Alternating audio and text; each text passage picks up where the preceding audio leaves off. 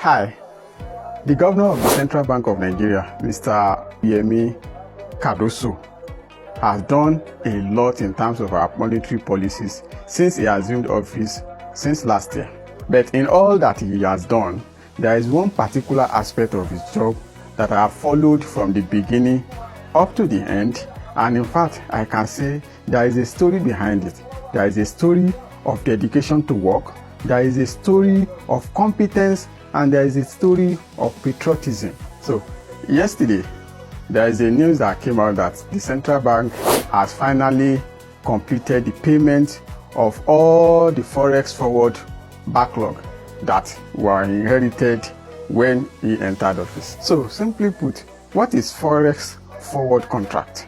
Well, it's simply a customizable hedging tool for financial players in the forex market.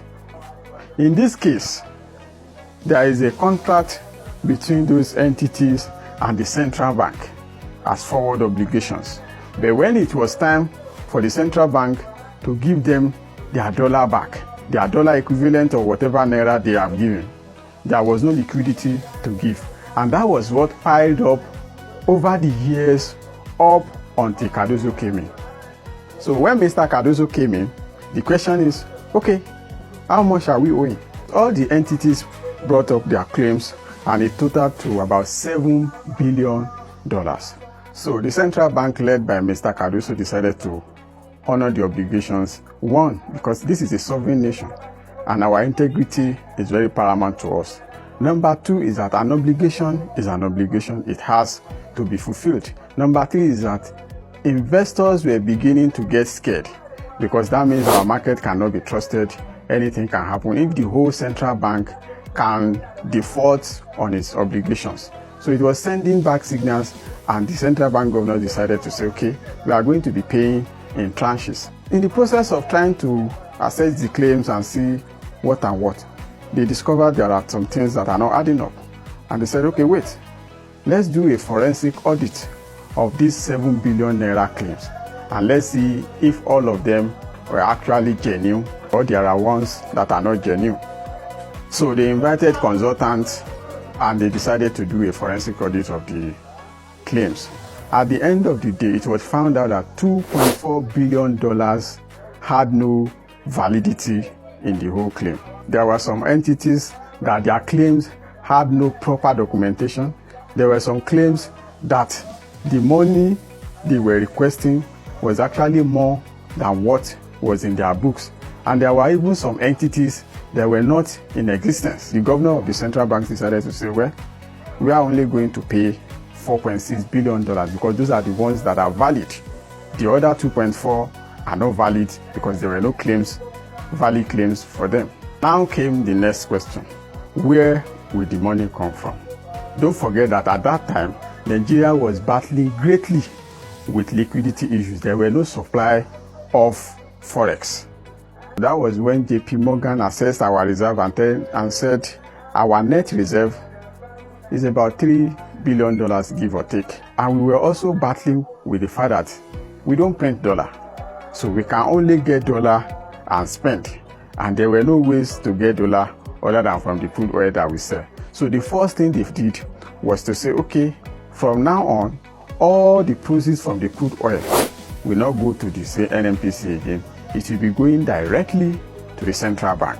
In that case, the central bank will be able to manage the liquidity and be able to manage it well.